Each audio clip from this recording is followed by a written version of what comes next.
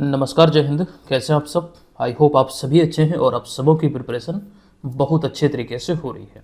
इस वीडियो में आप 10 मई 2025 से संबंधित प्रश्नों को देखने वाले हैं, जिसमें बिहार राष्ट्रीय अंतर्राष्ट्रीय तीनों घटनाओं का संग्रह होगा और हमेशा की तरह तमाम जानकारी मैं आपको विस्तृत तौर पर देने वाला हूं। अच्छा, सेशन की शुरुआत करें उससे पहले पिछले वीडियो में दरअसल एक प्रश्न हमने आपसे पूछा था कि भारत और पाकिस्तान के बीच तनावपूर्ण माहौल के बीच भारत सरकार द्वारा देश भर के 244 जिलों में से बिहार के कितने जिलों में मॉक ड्रिल का आयोजन किया गया।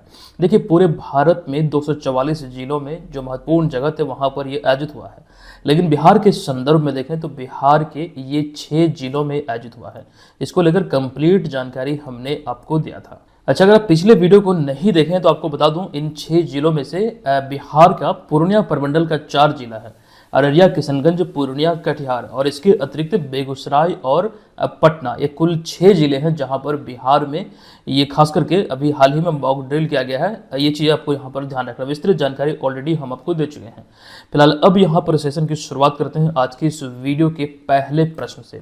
लेकिन उससे पहले आपको बता दूं, अगर आप घर बैठे बिहार में आयोजित होने वाले किसी भी एग्जाम की प्रिपरेशन में लगे हैं तो बीएम ऑनलाइन लर्निंग एप्लीकेशन को अभी डाउनलोड कीजिए। ये करेंट अफेयर्स का बिहार में एक बहुत ही पॉपुलर कोर्स है जो कि आपको एप्लीकेशन पे मिल जाएगा। निश्चित तौर पर यहाँ से अपनी तैयारी को बेहतर तरीके से संचालित कर सकते हैं।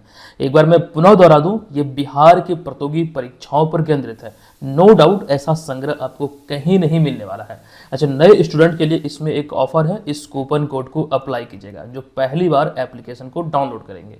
चलिए अब सेशन की शुरुआत करते हैं आज के इस वीडियो के पहले प्रश्न से।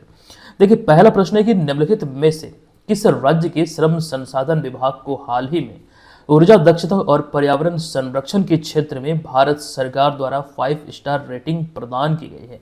बहुत ही इंपॉर्टेंट ये प्रश्न है। राइट आंसर होगा अपना बिहार। विकल्प नंबर ए इस प्रश्न का करेक्ट आंसर है। आपको बता दूं कि बिहार सरकार के श्रम संसाधन विभाग ने हाल ही में ऊर्जा दक्षता और पर्यावरण संरक्षण के क्षेत्र में एक बड़ी उपलब्धि हासिल की है और अभी इस उपलब्धि के लिए आपको ध्यान रखना है कि पटना स्थित जो विभाग का यानी कि जो श्रम संसाधन विभाग का नियोजन भवन है, इसको भारत सरकार द्वारा 5 स्टार रेटिंग से सम्मानित किया गया है। तो कुल मिला के बात यहाँ पर यह है कि बिहार राज्य श्रम संसाधन विभाग को अभी हाल ही में ऊर्जा दक्षता और पर्यावरण संरक्षण के क्षेत्र में किए गए उत्कृष्ट कार्य के लिए यह 5 स्टार रेटिंग से सम्मानित किया गया है। अच्छा, बिहार को यह रेटिंग जो मिला ये मोर स्टार्स मोर सेविंग मानकों के आधार पर दी गई है, जो कि देश भर के यानी कि पूरे राज्यों की अगर हम बात करें तो समग्र जलवायु क्षेत्र में ऊर्जा कुशल भवनों को ये प्रदान किया जाता है वार्षिक स्तर पर प्रत्येक वर्ष। इस बार अभी ये बिहार को मिला है। अच्छा, वर्तमान में बिहार के श्रम संसाधन मंत्री या फिर इस विभाग के मंत्री कौन है? तो संतोष कुमार सिंह है। ये चीजें यहाँ पर फिलहाल इस प्रश्न से संबंधित है जो ध्यान रखेंगे। क्योंकि यहाँ पर बात हो रही है ऊर्जा की, तो बिहार में ऊर्जा का जो सबसे बड़ा स्रोत है वर्तमान में यह है कोयला। इसको लेकर कुछ जानकारी आपके बीच हमने रखा है, ध्यान से देखिएगा।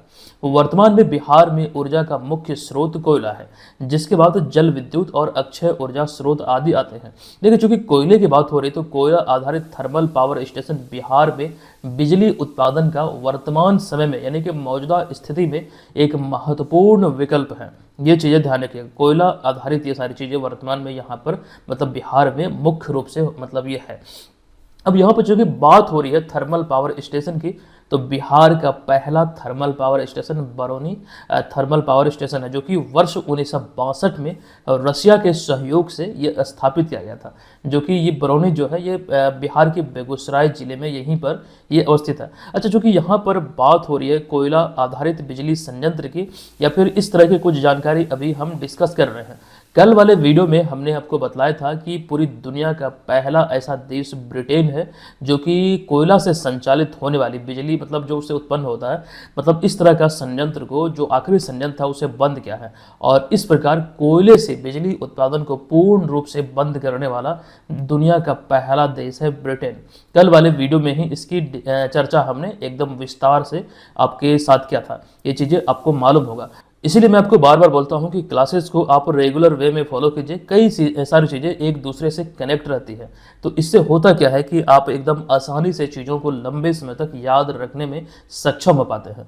और बाकायदा इसका PDF फाइल भी आप सभी को डाउनलोड करना, जो लोग ऑलरेडी कोर्स लिए हुए हैं, एक नॉमिनल सा चार्ज पर तो ये उपलब्ध है। एकदम यहाँ से आपकी तैयारी बेहतर होगी। खास बात यहाँ पर यह है कि पिछला जितना भी मटेरियल आपका छूट चुका है वो सारा आपको मिल जाएगा और अगले 1 साल तक मिलता रहेगा। एक नाम मात्र की फी पर उपलब्ध है। अच्छा, अभी यहाँ पर देखिए, चूंकि बात हो रही है कोयले की, आपको बता दूं कि अभी हाल ही में मोदी गवर्नमेंट की अगर हम बात करें, फिर प्रधानमंत्री नरेंद्र मोदी की बात करें, तो तीसरी बार मतलब वे प्रधानमंत्री पद की शपथ ले, उनका तीसरा कार्यकाल है। और इस तीसरे कार्यकाल में आपको ध्यान रखना है कि बिहार से 8 संसद को ये मंत्री बनाया गया है, नए मंत्रिमंडल में या फिर नए कैबिनेट में। अब यहाँ पर देखिएगा, इन 8 में से 4 हैं राज्य मंत्री और 4 हैं कैबिनेट मंत्री। अब राज्य मंत्री में एक नाम आपको दिखेगा सतीश चंद्र दुबे, जिन्हें अभी चूंकि कोयले की हम बात कर रहे हैं तो सतीश चंद्र दुबे कोयला मंत्रालय और खान मंत्रालय के ये मंत्री हैं। और आपको ध्यान रखना, राज्य मंत्री हैं, कैबिनेट मंत्री नहीं है। कैबिनेट मंत्री की अगर हम सूची में देखें तो जीतन राम मांझी बिहार से, गिरिराज सिंह, राजीव रंजन सिंह उर्फ लल्लन सिंह, और इसके अतिरिक्त आपको ध्यान रखना एक और नाम है चिराग पासवान, जो कि खाद्य प्रसंस्करण मंत्रालय का प्रभार इन्हें सौंपा गया है। इन सभी को आप यहाँ पर तस्वीर के माध्यम से देख सकते हैं। बहुत ही इंपॉर्टेंट जानकारी है, मेरे ख्याल से आप इसे VVI पॉइंट में रखेंगे, यहाँ से एग्जाम में प्रश्न बन सकता है। और आपको ये भी ध्यान रखना है कि इससे पहले 2014 में बिहार से 7 मंत्री बनाए गए थे, जबकि 2019 में बिहार से 6, इस बार बिहार से 8। ठीक है, तो ये सारी चीज़ें इंपॉर्टेंट है। चलिए अब यहाँ पर हम चलते हैं अगले प्रश्न पे। देखिए, दूसरा प्रश्न है कि हाल ही में 4 मई 2025 को बिहार के किस जिले का 252वां स्थापना दिवस मनाया गया है। अच्छा, जिलों को लेकर जो स्थापना दिवस होता है वो भी इम्पोर्टेंट होते हैं। अभी हाल ही में 4 मई को भागलपुर का 252वां स्थापना दिवस मनाया गया है। विकल्प नंबर C इस प्रश्न का राइट आंसर है। देखिए, 4 मई 1773 को भागलपुर की स्थापना की गई थी और हाल ही में 2025 में 252वां स्थापना दिवस इसका मनाया गया है या फिर सेलिब्रेट किया गया है। ये तो कुछ बेसिक सी जानकारी है स्थापना को लेकर, लेकिन अब यहाँ पर हम बात करने वाले हैं बिहार के भागलपुर जिले। चूँकि भागलपुर की बात हो रही है तो भागलपुर से जुड़ी हुई कुछ महत्वपूर्ण बिंदुओं को यहाँ पर एक एक करके हम देखने वाले हैं और सभी को आपको ध्यानपूर्वक देखना। अपने आप में सभी पॉइंट एक प्रश्न है। देखिए, भागलपुर जिला को सिल्क सिटी के रूप में जाना जाता है, ये बहुत ही इंपॉर्टेंट है। अच्छा, भागलपुर जो है एक तो जिला बिहार में है ही, लेकिन आपको ये भी ध्यान रखना है कि भागलपुर बिहार के 9 प्रमंडलों में से सबसे छोटा प्रमंडल है। बिहार में जो 9 प्रमंडल है, पूर्णिया, सारण, कोसी, मुंगेर, भागलपुर, दरभंगा, मगध, पटना, तिरहुत, उसमें भागलपुर भी एक है और ये सबसे छोटा प्रमंडल है।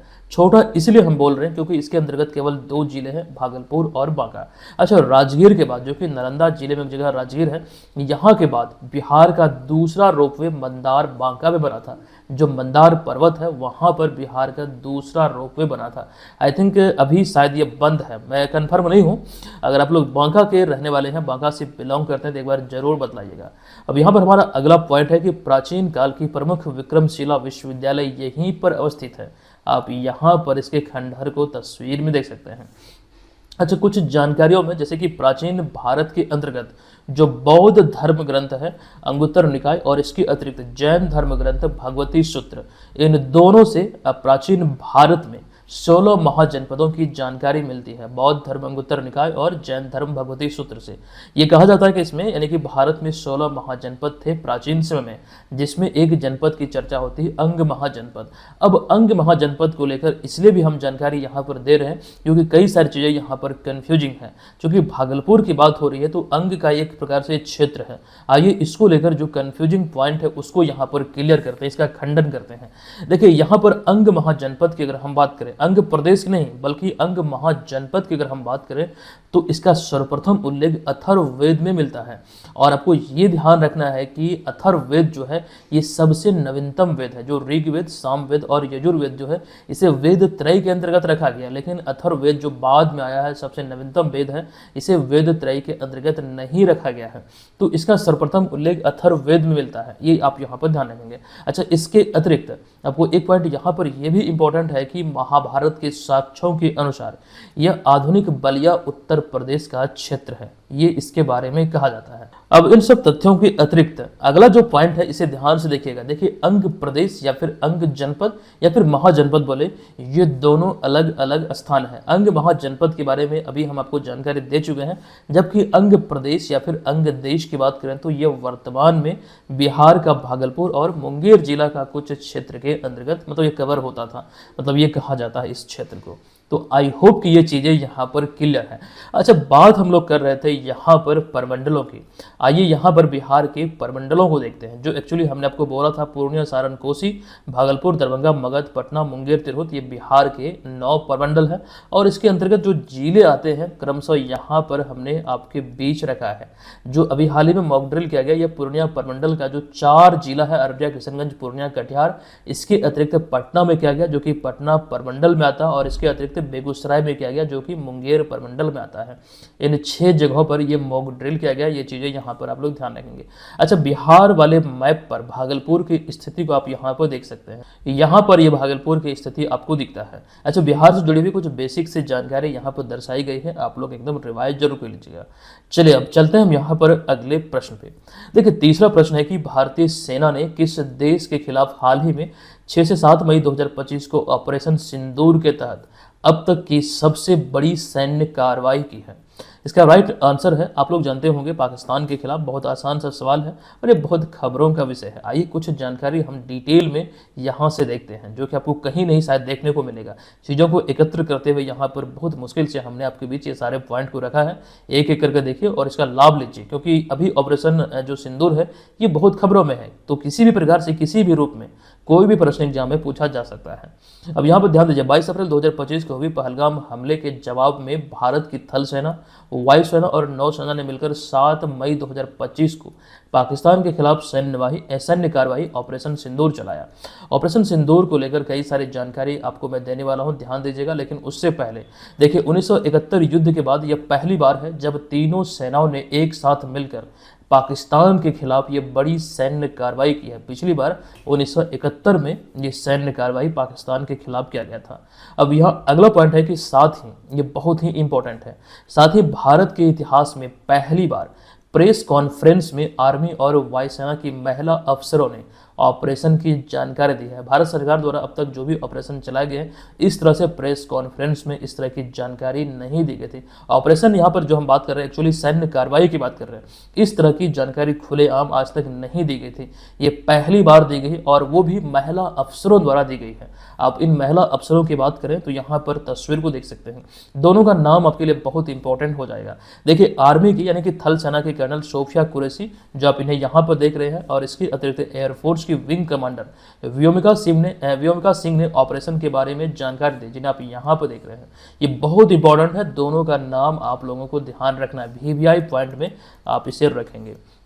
चलिए, इसके अतिरिक्त एक पॉइंट और भी यहाँ पर हमने आपके बीच रखा है कि भारत 1965 से अब तक 11 बार पाकिस्तान के खिलाफ छोटे बड़े सैन्य ऑपरेशन या फिर सैन्य कार्रवाई की है। आइए इसको डिटेल में देखते हैं, बहुत इंपॉर्टेंट ये होने वाला है। एक अलग स्लाइड यहाँ पर आपके बीच हमने रखा है, एकदम अच्छी तरीके से इसे देखिएगा, बहुत इंपॉर्टेंट ये होने वाली है। ये कौन कौन सा ऑपरेशन है और ये कब कब संचालित हुआ था। 1965 से अब तक 2025 में देखें तो 11 बार ये ऑपरेशन हुआ है। पहली बार 1965 में ऑपरेशन फ्रीडल, फिर 65 में ही ऑपरेशन एलवेज, फिर operation cactus lily, operation trident, operation python, operation Meghdoot, operation Vijay, operation Safed Sagar, surgical strike जो बहुत पॉपुलर हुआ 2016 में, फिर ऑपरेशन बंदर, फिर अभी हाल ही में ऑपरेशन सिंदूर 2025 में। ये कुछ ऑपरेशन जो कि सैन्य कार्यवाही के रूप में पाकिस्तान के खिलाफ भारत द्वारा चलाया गया था, उसकी कंप्लीट सूची आप यहाँ पर देख रहे हैं। हालांकि इसके अतिरिक्त भारत और भी कई प्रकार के ऑपरेशन संचालित करता है मानवीय सहायता के दृष्टिकोण से। आइए एक नज़र उस पर ध्यान केंद्रित करते हैं, वो सारी जानकारी आप यहाँ पर देख सकते हैं। देखिए, भारत सरकार द्वारा चले गए विभिन्न अभियान की अगर हम बात करें, विभिन्न ऑपरेशन की बात करें जो कि मानवीय सहायता के दृष्टिकोण से चला गया है, ये सभी अपने आप में इम्पोर्टेंट है। अच्छा, रिसेंटली कुछ ऑपरेशन की बात करें तो मार्च 2025 में इसी साल ऑपरेशन ब्रह्मा चला गया था, जो कि भूकंप के बाद म्यांमार में ये राहत व बचाव कार्य के लिए चला गया था। म्यांमार में जो भूकंप आया था उसको लेकर। अच्छा, इससे पहले ऑपरेशन सद्भाव सितंबर 2024 में चक्रवाती तूफान यागी से प्रभावित देशों खासकर म्यांमार, लाओस और वियतनाम में मानवीय सहायता प्रदान करने के लिए। इसके अतिरिक्त इससे पहले operation Indravati, operation Karuna, operation Kaveri, operation Ganga, operation Devi Shakti और इसके अतिरिक्त ये वाला इंपॉर्टेंट है, वंदे भारत मिशन। मई 2020 में कोरोना महामारी जो फैले थे, इसके कारण दुनिया भर के विभिन्न देशों में फंसे भारतीयों को स्वदेश लाने के लिए ये ऑपरेशन चलाया गया था। इसके बाद आपको ध्यान रखना है, इसमें कुछ और भी ऑपरेशन शामिल है, ऑपरेशन संकट मोचन, ऑपरेशन राहत। ये सभी मुझे इंपॉर्टेंट जो लगा है उसको एक जगह आपके बीच हमने रखा है और ये सभी अपने आप में इंपॉर्टेंट है, याद कीजिएगा। और ये सभी चीज़ें टेलीग्राम पर शेयर की जाती है। एक मतलब टेलीग्राम चैनल है हमारा बीपीएससी मेकर का, आप उसे जरूर ज्वाइन कीजिएगा। टेलीग्राम पर सर्च कीजिए बीपीएससी मेकर, या फिर यहाँ पर मैं आपको एक लिंक भी दे दूंगा, आप लिंक के थ्रू जरूर ज्वाइन कर लीजिएगा। निश्चित तौर पर ये सारी चीज़ें वहाँ पर शेयर होती हैं, चीज़ों को आप देखते हैं तो वो चीज़ें लंबे समय तक के लिए याद आपको रहती हैं। चलिए अब यहाँ पर आई थिंक इतनी जानकारी सफिशिएंट है, हम चलते हैं अगले प्रश्न पे। चौथा प्रश्न है कि निम्नलिखित में से किन्हें हाल ही में जर्मनी के 10वें चांसलर के रूप में नियुक्त किया गया है? इनका नाम है फ्रेडरिक मर्ज। विकल्प नंबर ए इस प्रश्न का राइट आंसर हो जाएगा। देखिए, जर्मनी का चांसलर जर्मनी का राजनीतिक नेता और संघीय सरकार का मुखिया होता है, यानी कि प्रधान होता है। और अभी हाल ही में 6 मई 2025 को फ्रेडरिक मर्ज को देश के 10वें चांसलर के रूप में नियुक्त किया गया, जिन्हें आप यहाँ पर देख रहे हैं। यानी कि जर्मनी के 10वें चांसलर के रूप में इन्होंने अभी हाल ही में पदभार ग्रहण किया है। अब 2-3 पॉइंट यहाँ से इंपॉर्टेंट बनेंगे। उन्होंने ओलाफ स्कोल्ज का स्थान लिया, जो कि इस पद पर अभी कार्यरत थे।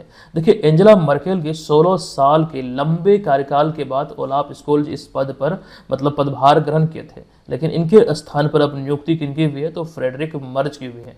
तो फिलहाल यहाँ पर इतनी जानकारी ध्यान रखने योग्य है। अच्छा, बात यहाँ पर हो रही है जर्मनी की।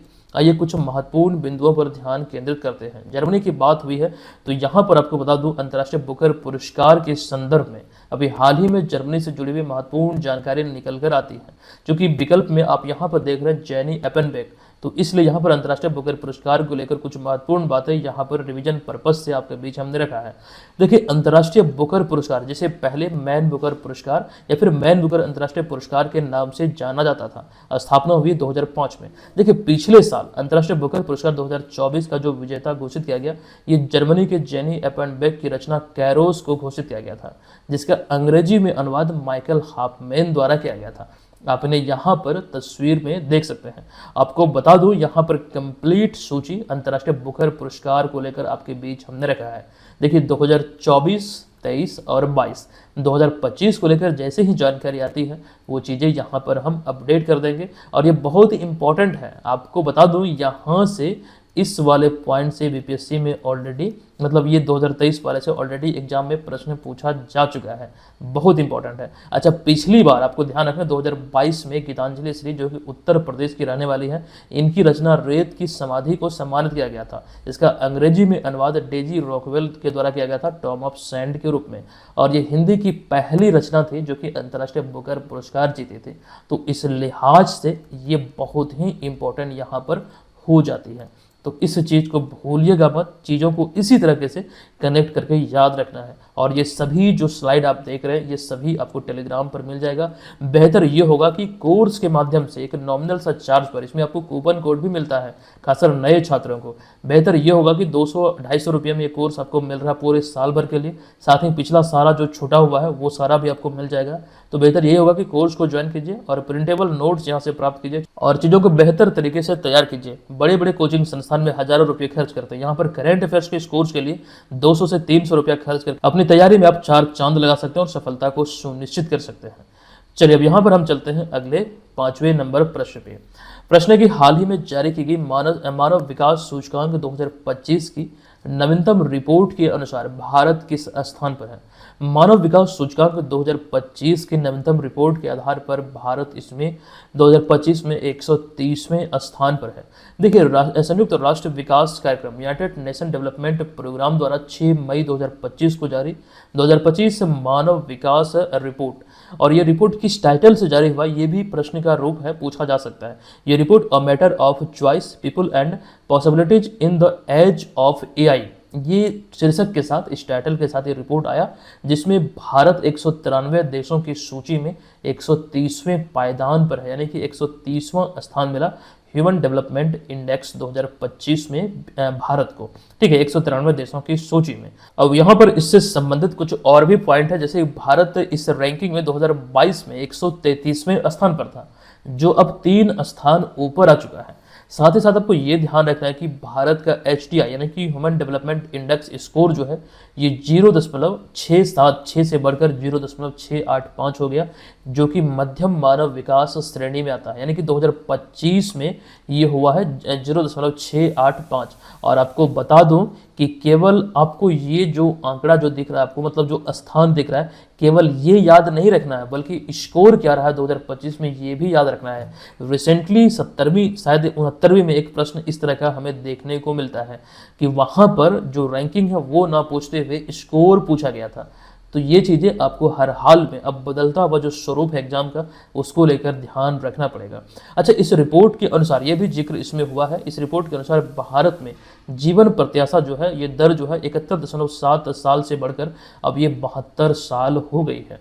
ठीक है, जो कि अब तक का ये सबसे अधिक है। इसका जिक्र यहाँ पर जीवन प्रत्याशा दर को लेकर भी इसमें, मतलब ये डेटा जो कहा गया है एक्चुअली इसके संदर्भ में इसको याद रखना है। अच्छा, एक सवाल ये भी इंपॉर्टेंट हो जाती है, जो रिपोर्ट आती है किस मानकों के आधार पर आती है। तो इस सूचकांक को तैयार करने के लिए किसी भी देश की औसत आयु कितनी है, इसके अतिरिक्त शिक्षा का स्तर क्या है, और साथ ही साथ आय को प्रमुख रूप से आधार माना जाता है, और यही सारी चीज़ों का तुलना करते हुए मतलब ये रिपोर्ट जारी किया जाता है। अच्छा, इस रिपोर्ट की दृष्टिकोण से देखें, नवीनतम रिपोर्ट में आइसलैंड 0.972 के मानव विकास सूचकांक यानी कि HDI के साथ पहले स्थान पर है, और इसके अतिरिक्त जबकि सूडान जो है ये 0.388 HDI के साथ ये सबसे अंतिम स्थान पर है, यानी कि सूडान जो है ये 193वें स्थान पर है, यानी कि सबसे निचले पायदान पर है इस इंडेक्स में। तो मानव विकास सूचकांक को लेकर कोई भी प्रश्न बनता है तो मुझे लगता है कि यहाँ से आपको एग्जाम में देखने को मिल सकता है, इतनी जानकारी सफिशिएंट है। हम चलते हैं अगले छठे प्रश्न पे। अगला छठा प्रश्न भी एक सूचकांक से ही ये संबंधित है। ये प्रश्न है कि हालिया जारी विश्व प्रेस स्वतंत्रता सूचकांक 2025 यानी कि वर्ल्ड प्रेस फ्रीडम इंडेक्स 2025 में भारत कौन से स्थान पर है। देखिए, इसमें भारत को मिला है 151वां स्थान, अतः विकल्प नंबर सी इस प्रश्न का यहाँ पर राइट आंसर हो जाएगा। तो पेरिस स्थित international NGO reporters without borders द्वारा प्रत्येक वर्ष विश्व प्रेस स्वतंत्रता सूचकांक जारी किया जाता है। 2025 को लेकर बात करें तो 2025 विश्व प्रेस स्वतंत्रता सूचकांक में भारत 32.96 अंकों के साथ 151वें स्थान पर पहुंच गया है। ये आप यहाँ पर ध्यान रखिए, भारत को मिला अंक कितना, तो 32.96 यानी कि 96, और यहाँ पर रैंकिंग में भारत को मिला है 151वां स्थान वैश्विक स्तर पर, जो कि पिछले वर्ष के 159वें स्थान से ये 8 स्थान ऊपर है। यानी कि इसमें हमें 2025 में 8 पायदान का सुधार देखने को मिला है। किसमें, तो वर्ल्ड प्रेस फ्रीडम इंडेक्स 2025 में। अच्छा, इस सूचकांक को लेकर भारत की अगर हम बात करें 2021 में भारत 142वें स्थान पर था। ठीक है, फिर 2022 में 150वें स्थान पर, 23 में बढ़कर 161वें स्थान पर आ गया था, बहुत नीचे गिर गया था। फिर 2024 में ये 159वें स्थान पर था। अब फिर 2025 में अब ये 151वें स्थान पर पहुंच गया है। तो ये चीज़ें यहाँ पर क्रम जो दिया है हमने एकदम से 2021 से लेकर अब तक का, ये ध्यान रखेंगे। अच्छा, इसके अतिरिक्त आपको मैं जानकारी दे दूं, इस रिपोर्ट में मोदी राज में प्रेस की स्वतंत्रता को संकट में बताया गया है। जो नरेंद्र मोदी का कार्यकाल है बतौर प्रधानमंत्री भारत में, तो भारत में मोदी राज को प्रेस की स्वतंत्रता को संकट में बताया गया है। साथ ही रिपोर्ट में यह भी कहा गया कि कई देशों में मीडिया पर पॉलिटिकल नेताओं का कंट्रोल है, और ऐसे देशों में लेबनान, भारत, आर्मेनिया और बुल्गारिया जैसे देशों का नाम शामिल है, और ये सभी बातों का खुलासा इस रिपोर्ट में हुआ है। अच्छा, इसके अतिरिक्त जो एक्चुअली बात हम लोग कर रहे हैं वर्ल्ड फ्रीडम इंडेक्स की, तो यहाँ पर वह कंप्लीट सूची आप देख रहे हैं जो खास करके प्रथम स्थान पर कौन रहे, प्रथम द्वितीय तृतीय स्थान पर, और उसके अतिरिक्त भारत के जो पड़ोसी देश है उसका क्या स्थान रहा, वो चीज़ें यहाँ पर आपके बीच हमने रखा है। जैसे कि नॉर्वे इसमें इतना स्कोर के साथ प्रथम स्थान पर रहा, फिर एस्टोनिया रहा, फिर नीदरलैंड क्रमशः पहले द्वितीय और तीसरे स्थान पर रहा है। जबकि भारत और भारत के पड़ोसी देशों में बात करें तो इसमें नेपाल 90वें स्थान पर है, श्रीलंका 139, बांग्लादेश 149, भारत है 151वें स्थान पर, फिर जस्ट उसके बाद 152वें पे है भूटान, और फिर पाकिस्तान 158वें स्थान पर है, चीन 178वें स्थान पर है, जबकि सबसे अंतिम पायदान पर 180वें स्थान पर इरिट्रिया है 11.32 अंकों के साथ। ये चीज़ें यहाँ पर आप लोग ध्यान रखेंगे। और साथ ही जो जानकारी हमने आपको दिया था कि विश्व प्रेस स्वतंत्रता सूचकांक, ये पेरिस स्थित international NGO reporters without borders द्वारा प्रत्येक वर्ष जारी किया जाता है। अच्छा, एक बात और, विश्व प्रेस स्वतंत्रता दिवस प्रत्येक वर्ष 3 मई को मनाया जाता है। अभी हाल ही में ये 3 मई को मनाया गया है। तो फिलहाल यहाँ पर हमें इतनी जानकारी मिल जाती है। हम अब चलते हैं अगले प्रश्न पे। देखिए, निम्नलिखित में से किस देश ने हाल ही में यूनेस्को से अलग होने की घोषणा की है? अलग होने की घोषणा अभी हाल ही में निकारागुआ द्वारा किया गया, अतः विकल्प नंबर डी इस प्रश्न का राइट आंसर होगा। देखिए, निकारागुआ हाल ही में प्रेस स्वतंत्रता पुरस्कार के विरोध में यूनेस्को से अलग होने की घोषणा की है। और आपको बता दूं कि निकारागुआ यूनेस्को की 194 सदस्य देशों में से एक था, लेकिन अब इन्होंने ये घोषणा किया है कि इससे बाहर होगा। और इसके पीछे रीजन इन्होंने क्या दिया है, तो प्रेस स्वतंत्रता पुरस्कार का विरोध किया है, मतलब ये उन्हें रास नहीं आया है, जिसके विरोध के कारण ये अभी हाल ही में इससे बाहर होने का घोषणा किया है। अच्छा, वर्तमान में यूनेस्को के महानिदेशक हैं आद्रे एजोलो, ये यहाँ पर आपको ध्यान रखना है। अच्छा, प्रेस स्वतंत्रता पुरस्कार की जो स्थापना हुई थी, जो शुरुआत हुई थी 1997 में की गई थी। इस साल 2025 में यह पुरस्कार मेक्सिको के समाचार पत्र ला प्रेंसा को दिया गया है। 2025 को लेकर ये चीज़ें यहाँ पर आप ध्यान रखेंगे। अच्छा, 2023 में इस तरह की जो जानकारी हमने आपको दिया था, ये खास करके जो बात हम कर रहे हैं प्रेस स्वतंत्रता पुरस्कार की, तो ईरान के जेल में कैद 3 महिला पत्रकारों को ये पुरस्कार दिया गया था। और इसी सीरीज में हमने आपको जानकारी दिया था, जो कि बहुत ही इंपॉर्टेंट ये जानकारी था। खैर, ये हमारा काम है, चीज़ों को अच्छी तरीके से आपके बीच हम रखते हैं, और ये हम उम्मीद करते हैं कि जिस प्रकार से मेहनत से चीज़ें हम आपको बताते हैं, पढ़ाते हैं, आप लोग भी उतना ही मेहनत करें चीज़ों को याद रखने में। क्योंकि मेरा यही उद्देश्य है कि चीज़ों को जिस प्रकार से करंट अफेयर्स की अगर हम बात करें तो एग्जाम में जब मतलब परीक्षा हॉल में आप बैठें तो वहाँ पर सभी प्रश्नों को आसानी से हल करके आएँ। और बहुत लोग ऐसा करते भी हैं, बहुत सारे लोगों का जॉब भी हुआ, ये चीज़ें कई बार हम डिस्कस कर चुके हैं, कई सारे लोग फीडबैक देते हैं, कमेंट करते हैं, टेलीग्राम पर भी मैसेज करते हैं, आप लोग उसे देखते भी होंगे, ठीक है। तो वो चीज़ें तभी पॉसिबल हो पाती है जब वो सभी अच्छे तरीके से पढ़ते हैं, रिवीजन देते हैं। ये नहीं कि सिर्फ आए, नोट्स को खोले, प्रश्न को पढ़े, ये प्रश्न हमने पढ़ा, आंसर क्या होगा, आंसर होगा निकारागुआ, बस ये पढ़ लिए, बस निकल गए। आपको ये भी पढ़ना पड़ेगा इसके पीछे रीजन क्या है जिस वजह से निकारागुआ बाहर होने का फैसला किया है।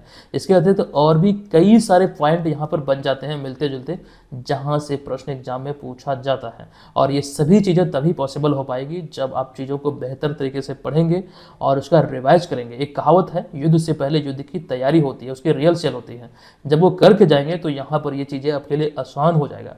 तो इसी चीज़ को देखते हुए 71वीं यूपीएससी प्रीलिम्स के लिए टेस्ट सीरीज की शुरुआत हुई है एप्लीकेशन पे, आप लोग इसे ज्वाइन कर सकते हैं इस कोर्स के माध्यम से। अच्छा, बहुत सारे लोग डिमांड कर रहे थे कि सर बिहार दरोगा का टेस्ट सीरीज लाइए। बिहार दरोगा का टेस्ट सीरीज जल्द ही आपको एप्लीकेशन पे देखने को मिलेगा।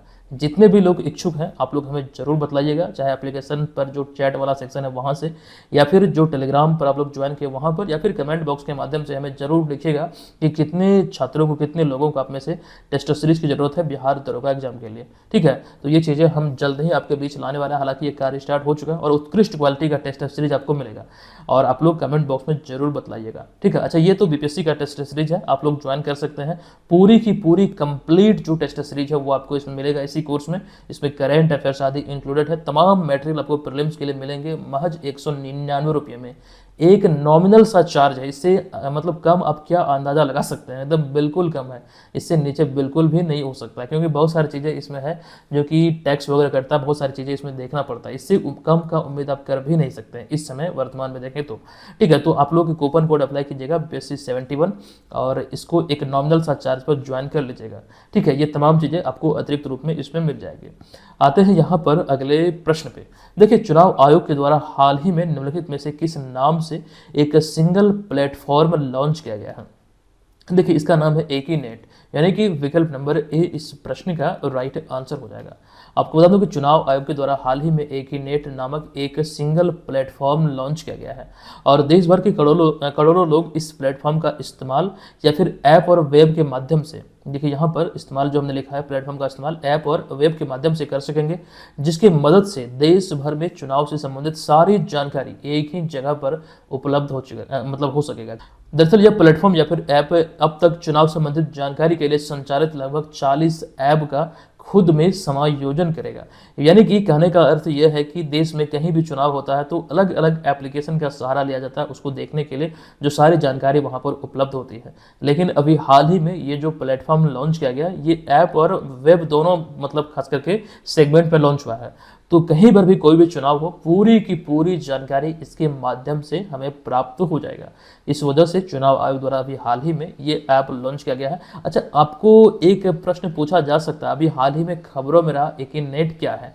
तो ये चीज़ें जो अभी हमने आपको बतलाया है, ये क्या है, इसका उद्देश्य क्या है और ये किस प्रकार कार्य करेगा, वो चीज़ें यहाँ पर दर्शाई गई है, आपको याद होना चाहिए हर हाल में। अच्छा, चूंकि बात हो रही यहाँ पर चुनाव की, तो एक जानकारी अभी हाल ही में 2 से 3 दिन पहले हमने दिया था।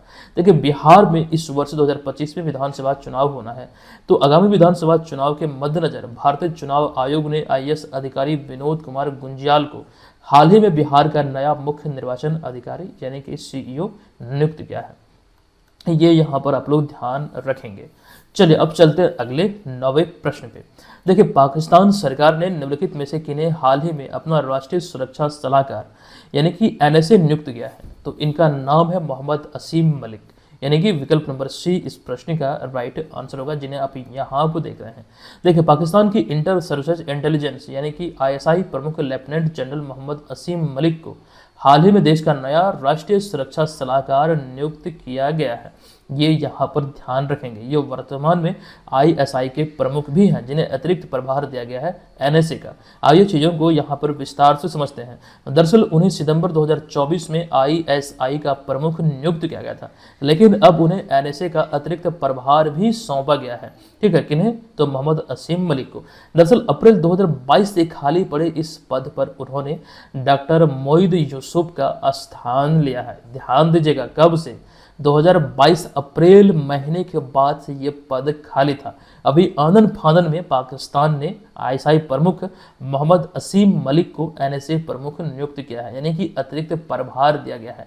और ये 2 बड़े खास करके क्षेत्र हैं जिनका प्रमुख इन्हें बनाया गया है, इनकी जिम्मेदारी इन्हीं के ऊपर है, ये ध्यान रखें। अच्छा, यहाँ पर एक पॉइंट बनता है, वह पाकिस्तान के 10वें राष्ट्रीय सुरक्षा सलाहकार है। हालांकि यह पहली बार है जब किसी कार्यरत ISI प्रमुख को 2 प्रमुख पदों पर जिम्मेदारी सौंपी गई है। ये बहुत बड़ी बात है और यहाँ पर ये चीज़ें पाकिस्तान को लेकर आपको ध्यान रखना है। और मेरे ख्याल से मुझे नहीं लगता कि इतनी बड़ी पदों की जिम्मेदारी एक ही शख्स को देनी चाहिए। ठीक है, ये खास करके बहुत बड़ा पद है, 2 पद खास करके ISI प्रमुख और NSA प्रमुख यानी कि NSA राष्ट्रीय सुरक्षा सलाहकार। तो ये बहुत बड़ी बात है, मतलब दोनों पदों को एक साथ हैंडल कर पाना। तो फिलहाल यहाँ पर हमें प्रश्न को लेकर मतलब ये जो जानकारी आपके बीच हमने रखा, ये चीज़ें आपको ध्यान रखना है। अब आते हैं अगले पॉइंट। अच्छा, उसके पहले एक जानकारी और, अगर आपसे ये पूछे कि भारत के राष्ट्रीय सुरक्षा सलाहकार कौन है, चलिए देखते हैं कितने लोगों को पता है। एक सच्चे देशभक्त जो होंगे आप लोग जरूर बताइएगा कि भारत के राष्ट्रीय सुरक्षा सलाहकार अभी वर्तमान में कौन है। अच्छा, अभी मालूम आपको होगा कि पाकिस्तान ने ये सारी चीज़ें आनन फानन में इसलिए किया है क्योंकि ऑपरेशन सिंदूर के तहत जिस प्रकार से पाकिस्तान में भारत ने तबाही मचाई है, वो अब तक की सबसे बड़ी सैन्य कार्रवाई है। आप यहाँ पर तस्वीर के माध्यम से कुछ चीज़ें आप यहाँ पर बखूबी देख पा रहे होंगे।